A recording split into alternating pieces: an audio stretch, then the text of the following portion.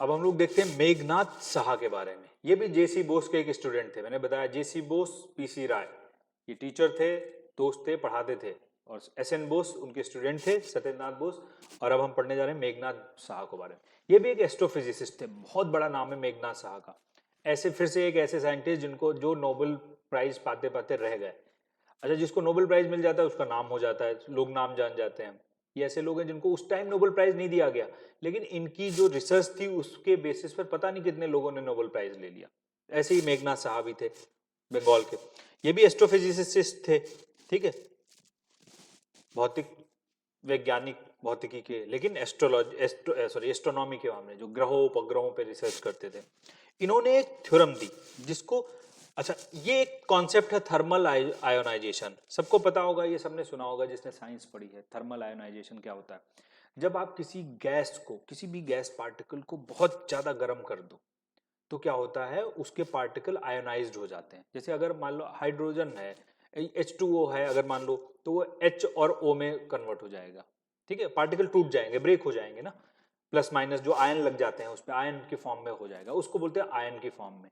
इसीलिए पता है हम लोग पढ़ते थे कि जो मैटर की 3 अवस्थाएं होती हैं, सॉलिड, लिक्विड एंड गैस, लेकिन सबको पता ही है कि एक चौथी भी अवस्था होती है जिसको प्लाज्मा बोलते हैं ना। तो अभी के टाइम पे ये तो सब लोग जानते हैं कि कोई भी मैटर होता है वो 4 फॉर्म में रह सकता है, या तो सॉलिड में होगा, वो ठोस द्रव्य में होगा, या तो गैस में होगा, या प्लाज्मा की फॉर्म, प्लाज्मा फिर से वही आयन की फॉर्म में, ठीक है। तो इन्होंने क्या है, एक थ्योरम निकाली, अच्छा, इनकी भी थ्योरम जो है मैथमेटिकल है, जिसको साहा आयोनाइजेशन इक्वेशन के नाम से जाना जाता है।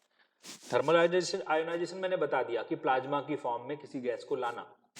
उसमें इन्होंने इक्वेशन निकाली, साहा आयोनाइजेशन इक्वेशन, मैथमेटिकल पूरी इक्वेशन है।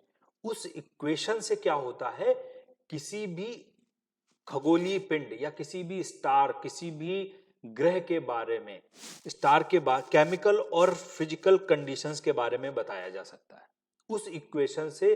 उस स्टार का स्पेक्ट्रम देख के, ठीक है, मतलब वो कैसा कलर आ रहा है स्पेक्ट्रम में, उससे उसका टेम्परेचर बताया जा सकता है।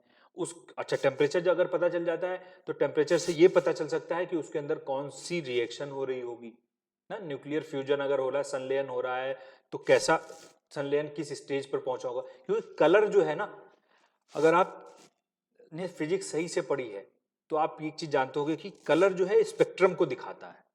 जैसे विबग्योर हम लोग पढ़ते थे, VIBGYOR, तो कलर जो है वो स्पेक्ट्रम दिखाता है। ये दृश्य प्रकाश का कलर जो होगा, आप कलर देखोगे उससे आप बता दोगे इसकी वेवलेंथ कितनी होगी।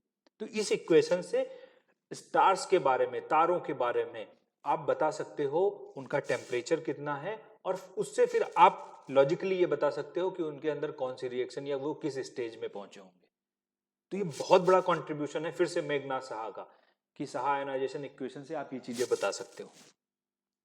मेघनाथ साहा सिर्फ साइंटिस्ट नहीं थे, फिर से ये भी एक ऐसे क्रांतिकारी थे जिन्होंने गदर आंदोलन, जब हम मॉडर्न हिस्ट्री पढ़ते हैं तब उसमें देखते हैं प्रथम विश्व युद्ध के टाइम पे भारत में गदर मूवमेंट शुरू किया गया लाला हरदयाल के द्वारा, सोहन सिंह भाकना, ऐसे जो इन लोगों ने सैन फ्रांसिस्को अमेरिका में गदर पार्टी बनाई थी, और उनका मकसद था विश्व युद्ध में अंग्रेज उधर बिजी हैं, यहाँ पर भारत में क्रांतिकारी आंदोलन करना है और भारत को आजाद करवाना है। उसमें भी मेघनाथ साहा ने भागीदारी की।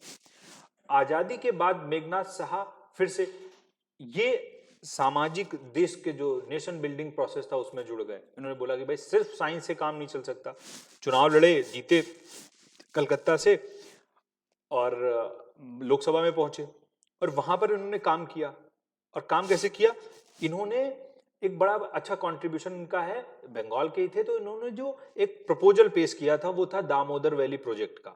दामोदर नदी जिसको बंगाल का शोक माना जाता था, बहुत पानी बाढ़ आते थे बंगाल में, तो उस पर एक डैम बनाने का प्रपोजल इन्होंने दिया, भारत सरकार ने एक्सेप्ट किया, ठीक है, और एक बहुत बड़ा मल्टीपर्पज डैम बनाया गया, दामोदर वैली प्रोजेक्ट, बंगाल। तो इनको chief architect of river planning in India भी बोला जाता है मेघनाथ साहा को, ठीक है। तो मेघनाथ साहा अपनी साहा आयोनाइजेशन इक्वेशन की वजह से जाने जाते हैं, जिससे स्टार्स का टेम्परेचर, स्टार्स का स्पेक्ट्रम, ये सब चीजें आप पता कर सकते हो।